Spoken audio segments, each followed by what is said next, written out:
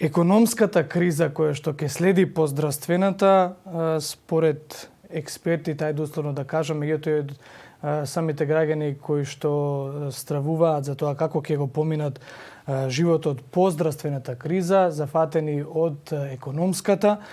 Владата вчера донесе пакет економски мерки, усвои пакет економски мерки за кои што имаме неколку прашања утро во утрински брифинг, а за таа намена стапивме во контакт со министерот за информатичко општество и администрација, господинот Дамјан Манчевски. Добро утро, доколку се слушаме, господине Манчевски. Добро утро. Благодарам за поканата. Се надевам дека веќе сте во својата канцеларија, дека не сме ние тие кои што ве будиме. Не. Со оглед на тоа што каква е сериозна ситуацијата. Овие пакет мерки. Државата ќе дава 14.500 динари по работник во погодените фирми, а ќе ги намали своите плати, односно платите на функционерите во едни нормални услови. Граѓаните би биле многу изненадени од една ваква мерка, кога државните функционери си ги намалуваат платите. Меѓутоа, ова се исклучителни времења, ова е вонредна ситуација. Зошто и од каде образложението на владата и што она што се сочувува како нудење на пакетот за намалување пред се на своите плати? Па добро, вие како што кажавте, ова се доста невообичаени времења со кои што целиот свет првпат се соочува. Она што сакаме да го пратиме пред се како порака е дека во овие тешки времења ни треба пред се една меѓучовечка солидарност. Затоа што, како што сами кажавте, здравствената криза е една работа и човештвото ќе успее да ја преброди на ваков или онаков начин. Едноставно се бараат решенија и ќе се успее во тоа. Но економската криза, мислам дека многу повеќе и подрастично, можеби побрзо, поинтензивно ќе не погоди во месеците кои што следуваат. И затоа мораме да покажеме една солидарност едни кон други сите во општеството. И нормално дека сметавме дека прво ние тоа треба да го направиме со личен пример. За штедите во буџетот, да бидам искрен, не се нешто драматични од аспект дека со тие пари кои што нема да ги земаат функционерите, сега ќе можеме некои големи чуда да направиме на друго место, но сепак е символика, е порака дека мораме, пак ќе кажам, да сме солидарни, да имаме многу разбирање, имаме многу индустрии, економски гранки кои што се погодени од вирусот, веќе се многу погодени, тоа се угостителството, овие продажните маркети, нели, молови, други индустријски гранки, автомобилската индустрија, веќе во целиот свет има отпуштање на работници. Ние се обидуваме да го зачуваме секое работно место и затоа на секаков начин да се обидеме да им помогнеме прво на погодените индустрии, а подоцна нормално, доколку е потребно, ќе се организираме за помош и на други места. Една од предложените мерки од лидерот на партијата од која што доаѓате, од СДСМ, на господинот Зоран Заев, беше за која што пак ќе напоменам дека во утрински брифинг рече дека неговата изјава била извадена малку од контекст со предлогот за намалување на платите на јавната администрација. Јавната администрација во Македонија е предмет на интерес не само сега, туку со години наназад, бидејќи се можам отворено и брутално да кажам дека се смета за место каде што најчесто завршуваат партиски луѓе. Што ќе рече дека од една страна е многубројна. Таа јавна администрација не ја чепнавте, бидејќи? Па добро, предлогот кој што дојде од СДСМ за намалување на платите во администрацијата во овој момент се уште не влезе како официјална мерка. Меѓутоа, видете, ако продолжи да трае оваа криза и економска криза во следните неколку месеци, не само во администрацијата, ние ќе треба генерално да размислиме што правиме и како во однос на генерално економскиот систем. Затоа што за да има плата треба да има функционална економија. Так. А за да има функционална економија мора да функционира приватниот бизнис. Значи приватниот бизнис е тој што генерира приход во државата и ако тој не функционира, не може да функционира јавната администрација. Така што ова се сврзани садови, како што На администрацијата му треба бизнисот за да воопшто има од каде да се финансира, така и на бизнисот му треба администрацијата за да може да функционира па системот, да функционира економијата. Сврзани садови се и ќе треба да ја следиме состојбата во следниот период. Предлогот беше за скратување на платата на ниво на минимална, но има и измеѓу варијанти каде што ќе се крати процентуално и така натака. Ние решивме во овој момент дека ќе одиме со овој сет на мерки кои што ги презентираше во вчерашниот ден премиерот и дека апсолутно ги следиме сите други предлози кои што доаѓаат од сите други страни и во следниот период се надевам дека нема да има потреба од никакви дополнителни мерки, односно дека ќе се реши кризата со вирусот, ќе се врати економијата во нормала, но доколку продолжи сите, буквално сите, не само администрацијата, туку во сите сектори, мораме да бидеме солидарни, да знаеме во какво време живееме, со што се соочуваме, дека треба да помогнеме на оние кои што се најпогодени и дека треба да се грижиме да буквално секој човек, секој семејство не остане без приход во државата. Тоа е нашата главна мотивација. Министре, разбирам дека во администрација спаѓаат и државните функционери, не само на администрација кои што не се појавува на екраните, односно луѓето кои што работат за на крај резултатите да бидат соопштени од оние кои што ја представуваат извршната власт секако. Меѓутоа, некои ќе речат дека ваквите мерки за скратување на платата на државните функционери полесно ќе можат истите тие луѓе да се справат, бидејќи во просек нивните плати се поголеми од оние на работниците. Ме интересира дали во овие мерки на скратување на платите спаѓаат и пратениците, народните представници?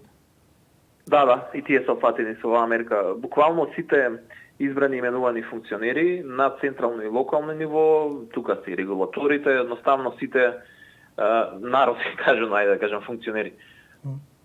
Беа повикани секако на социјалните мрежи да одвојат од оно што досега го зема од буџетот на државата. Само да ви напоменам некои од бројките. 3,2% е намален бројот на вработените во индустријата во февруари годинава во однос на истиот месец минатата година. 7,6% е намален бројот на вработените во фабриките за облека во февруари во споредба со минатата година. 8,3% е зголемен прометот во секторот трговија на мало, освен моторни возила во февруари во однос на минатата година. Да, ова е кризно време кога речиси сите бараат помош од државата, тоа така и треба да биде, така и се апелира да има солидарност. Меѓутоа, што правиме со оние луѓе кои што ги изгубија своите работни места, оние луѓе кои што се хонорарци, чии што договори можеби и пропаднаа бидејќи им паднаа тезгите, со оглед на тоа што многу од културните установи, многу од оние грантови преку кои што добиваат некакво средство за одржување на својот живот, сега се во прекин. Како ќе им се помогне на тие луѓе? И особено еве овие бројки 7,6% намален бројот на вработени во фабриките за облека, за мене оваа бројка делува прилично сериозна. Тоа се обични луѓе кои што очекуваат со некои токму тие средства всушност да го одржуваат својот живот. Да, ова е едноставно проблем кој што се случува на глобално ниво. Но што сакам да го кажам во однос на отпуштањата, особено да пратам порака до компаниите. И таа е многу проста порака. Нема да добијат никаква државна помош доколку отпуштаат работници. Значи, условот за да добијат државна помош е да ги задржат вработените. Ева е многу просто, кристално јасно нека им биде. Отпуштат ли вработени, нема да добијат помош. И толку. Тука се затвара муаветот на таа тема. Целта на ова што го правиме е луѓето ги задржат своите работни места, а не да добијат компаниите поддршка, а во исто време да отпуштаат вработени. Што се однесува до што кажавте сектор култура на пример. Ние како влада, за хонорарците пред се. Добро, за хонорарците сите авторски договори ги опфаќаме. Велиме дека авторските договори со цел да не се прекинат, сега да се спуштат на ниво на 50% од она што биле подпишани тие авторски договори. Во дејноста култура ние обезбедуваме минимална плата за сите културни работници. Сите оние самостојни културни работници, значи не зборам за луѓето што се вработени во театрите и така натака, тие си функционираат по други принципи, но ние самостојни културни работници обезбедуваме минимална плата за нив, како што тоа го правиме и за спортските работници. На секаков начин се обидуваме да помогнеме. Еве имаме и за обезбедуваме надомест од 7.000 денари по домаќинство за лица кои што се без работен ангажман или биле дел од неформалната економија. Тоа се лицата токму во овој период кои што ќе останат без примања, кои што ќе останат, еве можеби дел од овие што вие ги спомнавте работници биле отпуштени од страна на текстилните или било кои други производствени погони. Значи имаме мерки и за овие луѓе.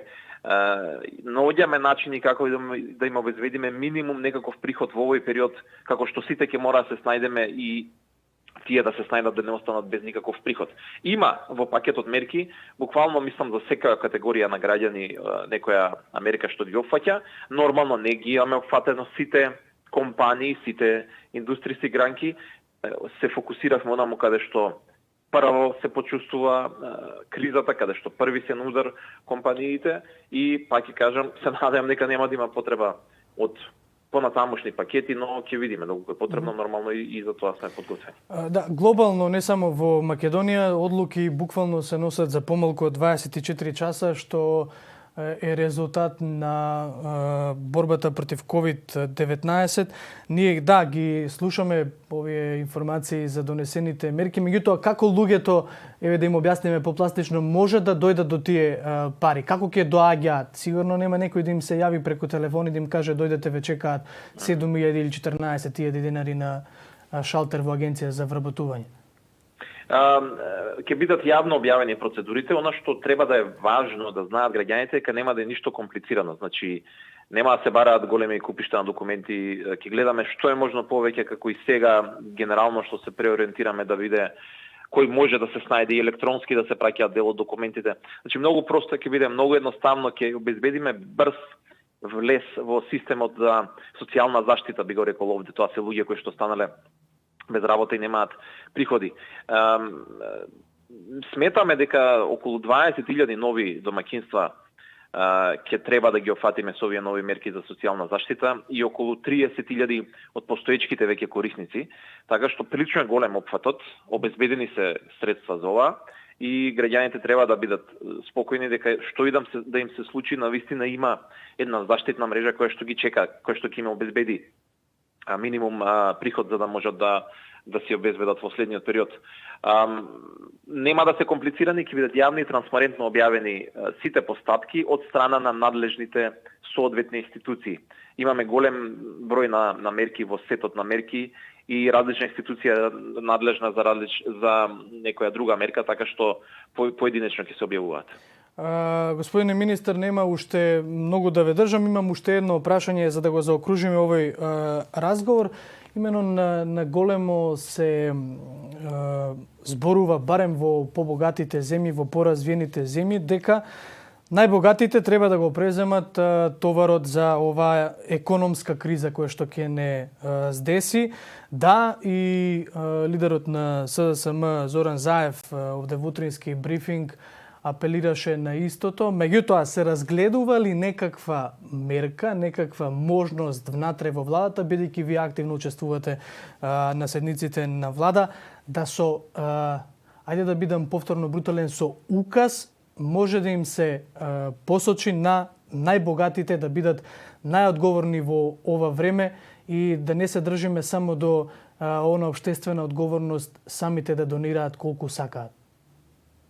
Добро, со указ во овој момент не се размислува за таква работа, но еве гледате, ние и во овие мерки некако пак се обраќаме до дел од овие компании или поединци и тоа е мерката на пример за одложување на плаќањата на ратите за кредити. Така што во овој прв момент еве можам да кажам дека едни од први кои што подметнуваат грб во овој момент се банките кои што го одложуваат плаќањето на на кредитите за физичките и правните лица. Се надевам дека нема да оди понатаму кризата, дека ќе успееме да се извадиме од оваа пред се здравствена криза, за да може да се реши економската криза, за да не мораме да го стегнуваме, што се вика, ременот уште повеќе и повеќе. Но факт е дека доколку ова продолжи, нормално е дека кога се викаме солидарност, кога дека ќе треба да подметнат грб тие што имаат да дадат. Не може да помагаат некој што нема ништо да даде и да сподели. Ние го отвараме и солидарниот фонд. Навистина се надеваме дека и тука голем број на физички лица и на компании ќе помогнат. И сега, и до овој период, бев и лично сведок дека имаше доста општествено одговорни компании кои што донираа пред се во здравствениот сектор, во клиниката за инфектологија, на разни други места, со тестови за ковид, со маски за лице, за заштита, на разни начини, голем број на па големи, мали, средни, секакви компании почувствуваа дека сакаат да помогнат и да донираат, и навистина во оваа ситуација тоа ни е потребно. И затоа го формиравме овој солидарен фонд, каде што сите ќе можат на онаков начин, колку што можат и како можат да помогнат. Министерот Дамјан Манчевски, министер за информатичко општество и администрација, директно во утрински брифинг преку телефонска линија, ќе ви се заблагодарам на одвоеното време. Секако ќе се слушаме и понатаму во утрински брифинг со оглед на тоа што ова, како што веќе сите погодуваме, односно знаеме, нема да запре за брзо, односно ќе се носиме барем и во наредните месец-два од она што се предвидувања со коронавирусот.